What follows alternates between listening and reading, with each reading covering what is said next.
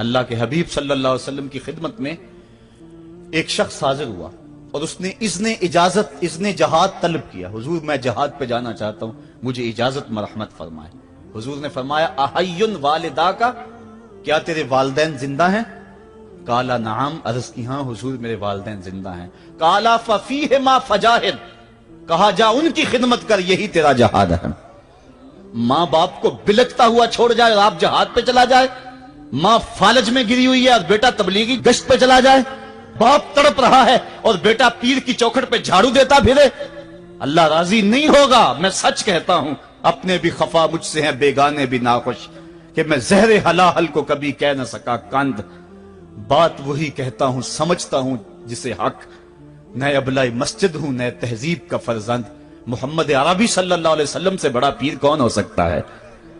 لیکن حضرت وہ ویسے کرنی نہیں آ رہے. آقا کریم اپنے بٹن کھولتے ہیں اور کرن کی طرف, یمن کی طرف رخ کر کے لمبی سانسیں لیتے ہیں اور کہا میں رحمان کی خوشبو پا رہا ہوں. ایک دن صحابہ نے پوچھا بندہ نواز جس کے لیے تڑپتے ہو, جس کی ٹھنڈی ہوائیں آپ کو آ رہی ہیں, وہ آپ کا بڑا پیار کرنے والا ہے. کہا ہاں میرے سے بڑی محبت کرتا ہے. تو کہا پھر اتنی محبت کرتا ہے تو یمن تو دور نہیں ہے, بلال حبش سے آ گیا, سلمان فارس سے آ گیا, سہیب روم سے آ گیا, اور وہ یہاں یمن سے نہیں آ سکا. فرمایا اس کی بوڑھی اور نابینا ماں ہے جس کی خدمت اس کو نہیں آنے دیتی. اللہ اکبر. اب حضرت اویس کرنی نہیں آئے لیکن خیر التابعین کہلائے. آئے نہیں لیکن حضور ان کی یاد میں تڑپ رہے ہیں. اللہ, بلکہ حضور نے فرمایا کہ کوئی جائے اویس بن عامر کو ملے, اور جب ملے تو اس کو کہنا میری امت کی بخشش کی دعا کرے. جو ماں باپ کی خدمت کرتا ہے اس سے ثابت ہوا اس کی دعائیں قبول ہوتی ہیں. میں نے ایک روایت میں پڑھا ہے کہ جو آدمی روزانہ اپنے والدین کے لیے دعا کرے, والدین زندہ ہوں تب بھی, والدین فوت ہو گئے ہوں تب بھی, یہ عادت بنا لے, روزانہ ماں باپ کے لیے دعا کرے, ساری زندگی اس کے رزق میں بے برکتی نہیں آئے گی, اللہ اس کو رزق کی فراوانی عطا کر دے گا. اور جو والدین کے لیے دعا نہیں کرتا اللہ تعالیٰ کی رحمتوں سے محروم ہو جاتا ہے. حضرت ابو ہریرہ رضی اللہ تعالیٰ عنہ جب بھی ہاتھ اٹھاتے تھے تو یہ دعا کرتے تھے, اللہم اغفر لابی ہریرہ ولأمی ولمن استغفر لہما. اے اللہ ابو ہریرہ کو بخش دے, حضرت ابو ہریرہ کی ماں کو بخش دے, اور قیامت تک جو ہم دونوں کے لیے بخشش کی دعا کرے اس کو بھی بخش دے.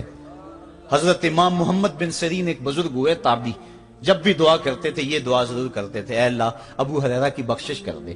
کسی نے کہا کہ تمہیں ابو ہریرہ رضی اللہ تعالیٰ نے ان کی ماں سے بڑی ہمدردی ہے. کہا ان سے جو ہمدردی ہونی ہے وہ تو ہونی ہے. انہوں نے کہا ہوا ہے اے اللہ ابو ہریرہ اور ان کی ماں کو بخش دے, جو ان کے لیے دعا کرے اس کو بھی بخش دے. تو میں دعا کر کے اپنی بخشش پکی کر رہا ہوں. تو والدین کے لیے دعا کرنا اللہ کی رحمت کو دعوت دینا ہے. تو فرمایا کہ جاؤ اویس بن عامر کو جانا اور جا کے اس کو میری امت کے لیے دعا کا کہنا. حضرت سیدنا عمر فاروق حضرت علی المرتضیٰ گئے, جا کے ڈھونڈا تلاش کیا, اویس بن عامر ملے, حضور کا سلام کہا, بس پھوٹ پھوٹ کے رونے لگے. کہا بتاؤ میرے رسول کے لبوں پہ میرا نام کیسے آیا تھا, حضور میرا جب تذکرہ کرتے تھے کیسے کرتے تھے. یہ درد دیکھا تو بولے کہ کیا آپ اتنی محبت رکھتے ہیں تو پھر ملنے کیوں نہیں آئے حضور کو, اتنا جو پیار رکھتے ہیں تو زیارت کرنے کیوں نہیں آئے. تو حضرت اویس کرنی نے بات کے رخ کو بدلا, کہا تم نے میرے رسول کو دیکھا, تم نے میرے رسول کی زیارت کی ہے. کہا ہاں ہم تو صبح و شام وہاں رہے ہیں. کہا پھر بتاؤ حضور کے یہ ابرو جڑے ہوئے تھے یا کھلے ہوئے تھے. اب دونوں حیران ہو گئے. کہا تم نے تو دیکھا میں نے تو دیکھا نہیں, تم بتاؤ نا, پھر میں تو گیا نہیں, مجھے کہتے ہو گیا نہیں, تم بتاؤ حضور کے ابرو جڑے ہوئے تھے یا کھلے ہوئے تھے. حیران ہیں. کہا حضور آپ ہی بتلائیے. کہا کوئی دور سے دیکھتا تو جڑے ہوئے نظر آتے, قریب آ کے دیکھتا تو کھلے ہوئے نظر آتے. یہ وہ ہے جو ماں کی خدمت کرتا رہا اور حضور کے دربار میں حاضر نہیں ہو سکا, لیکن حاضری اس کی تھی, وہ جہاں بھی تھا وہ نبی کے قرب میں تھا. تو اس لیے ماں باپ کی خدمت اتنا بڑا وظیفہ ہے. حضرت بایزید بستامی کہتے ہیں میں نے حق معاف کروا لی اپنی ماں سے, کہ ماں تیرے حق ادا کروں یا اللہ کے حق ادا کروں, تو مجھے اپنے حق معاف کر دے, میں اللہ سے اپنے حق معاف کروا لیتا ہوں, اپنی اللہ کو راضی کر لیتا ہوں. جنگلوں میں گھومتے رہے, 12 سال بیت گئے. ایک دن دوبارہ آئے, بستام کی سمت سے گزرے, خیال آیا چلو ماں کو سلام کر جاؤں. तहज्जुद का वक्त था, रात का वक्त था, दरवाजे पे खड़े रह गए कि मेरी माँ सोई होगी, मैंने कभी कोई खिदमत नहीं की माँ की, तो अब उठा के तकलीफ क्यों दूं। सारी रात खड़े रहे। जब तहज्जुद का वक्त गुजरा तो नाली से पानी आया, समझ गए कि मेरी माँ तहज्जुद के लिए उठी है। दरवाजे के करीब हो गए तो माँ ने हाथ उठा लिए, कहा अल्लाह, मेरा बेटा बा यजीद तेरी तलब में निकला हुआ है, मैंने उसे अपने हक माफ कर दिए, तू उसको अपना विसाल अता कर दे। हजरत बा यजीद दरवाजा खटखटाने लगे और माँ के कदमों में लिपट गए और रो के कहने लगे, जिस रब को मैं जंगलों में तलाश करता हूं वो तो रब मेरी माँ के पास है। तो माँ की दुआओं में अल्लाह की रिजा है। माँ राजी हो जाए तो समझ लो खुदा राजी है। अल्लाह ताला जल्ला शानहू ने इरशाद फरमाया, वक़दा रब्बुका अल्ला ताबुदू इल्ला इय्याहु, तेरे रब ने यह तय कर दिया है कि उसके अलावा किसी की पूजा नहीं करोगे।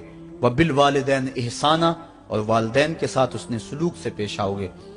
इम्मा यबलुगन्ना इंदकल किबरा अहदुहुमा औ किलाहुमा फला तकुल लहुमा उफ़्फ़िन वला तनहरहुमा, अगर तेरे पास दो या दोनों में से एक बढ़ापे को पहुंच जाएं तो फिर उनके सामने तूने उफ भी नहीं कहनी और ना उनको झिड़कना है और उनसे नरम लहजे में बात करनी है।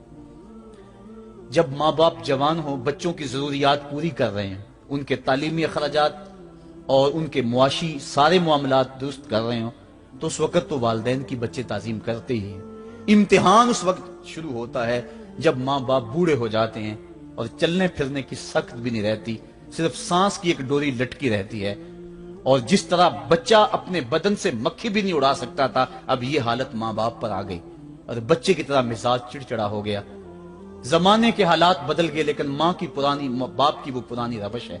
वो उसी अंदाज में, उसी डगर में बात करता है। ये आजमाइश के दिन है, ये इम्तिहान के दिन है। अब देखना है वालिदैन की इस वक्त ताजीम कौन करता है। फरमाया, इम्मा यबलुगन्ना इंदकल किबरा, अगर तेरे पास वो बढ़ापे को पहुंच जाएं, दोनों पहुंच जाएं, या तेरी खुशकिस्मती कि दोनों में से एक पहुंच जाएं या दोनों पहुंच जाएं, तो फिर उनकी तूने ताजीम करनी है। क्या, कैसे ताजीम करनी है? फला तकुल लहुमा उफ़्फ़िन, तूने उनको उफ भी नहीं कहना। हजरत इमाम फखरुद्दीन राजी के हवाले से मैं आज ही सुबह या गुज़श्ता शब उफ की तशरीहात देख रहा था। उन्होंने 12-13 अकवाल बयान किए हैं, लेकिन 2 कौल फरमाते हैं। उफ ये है कि इंसान के बदन के ऊपर जो शफाफ रहता हो, साफ रहता हो, मट्टी पड़ जाए, रेत का जर्रा पड़ जाए तो उसको फूंक मार के उसको हटाता है, तो वो फूंक से जो आवाज पैदा होती है उसको अरबी में उफ कहते हैं। तो फिर उफ हर उस चीज के लिए मनकूल हो गया जो नापसंदीदा है। एक तो कौल ये है कि वालिदैन के सामने इस एहतियात से रहो।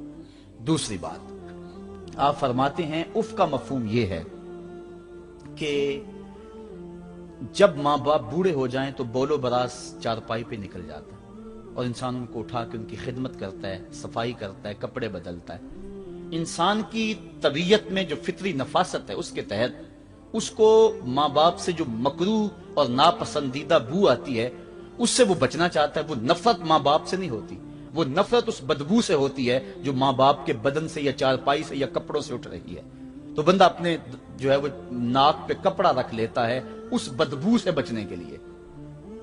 तो उफ के मफहूम को बयान करते हुए हजरत इमाम राजी कहते हैं कि इंसान को इस बात से भी रोका गया है कि तू अपने नाक पे कपड़ा रख के अगर उनको सफाई कर रहा होगा तो माँ बाप के नाजुक दिल पे कहीं ये बोझ ना आ जाए कि मेरा बेटा मुझसे नफरत कर रहा है। इसलिए वालिदैन की ताजीम का आलम यह है कि तू खुले नाक से उनकी खिदमत करे और वो बदबू सहता रहे और अपने नाक के ऊपर कपड़ा भी न रखे कि तेरे माँ और तेरे बाप के दिल के अंदर इतना खलाल और मलाल भी पैदा ना हो। यह है उफ का जुमरा।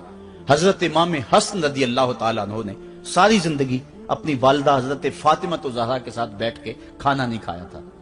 एक दिन हजरत सैयदा फातिमा ने फरमाया कि बेटा मेरा जी चाहता है कि मेरे साथ तुम बैठ के खाना खाओ, लेकिन तुमने कभी भी मेरे साथ बैठ के खाना नहीं खाया, क्या वजह है इसकी? तो हजरत इमाम हसन फरमाने लगे, अर्ज करने लगे, अम्मी मैं इस डर से आपके पास बैठ के खाना नहीं खाता कि कहीं किसी लुकमे की तरफ आपकी नजर बढ़ जाए और मैं अदमे आगही की वजह से अपने हाथ को उस लुकमे के पे डाल लूं। اور نہ جان سکوں کہ اس لقمے کو اٹھانے کا ارادہ میری ماں کے دل میں پیدا ہو چکا ہے اور میں اللہ کی رحمتوں سے محروم ہو جاؤں، اس ڈر سے میں آپ کے ساتھ بیٹھ کے کھانا نہیں کھایا کرتا۔ یعنی ماں باپ کی تعظیم کا عالم یہ ہے، اف تک نہ کہو۔ حضرت سعید بن المسیب رضی اللہ تعالی عنہ جلیل القدر تابعی ہیں، وہ فرماتے ہیں کہ والدین کے سامنے بیٹے کی حالت کیا ہونی چاہیے۔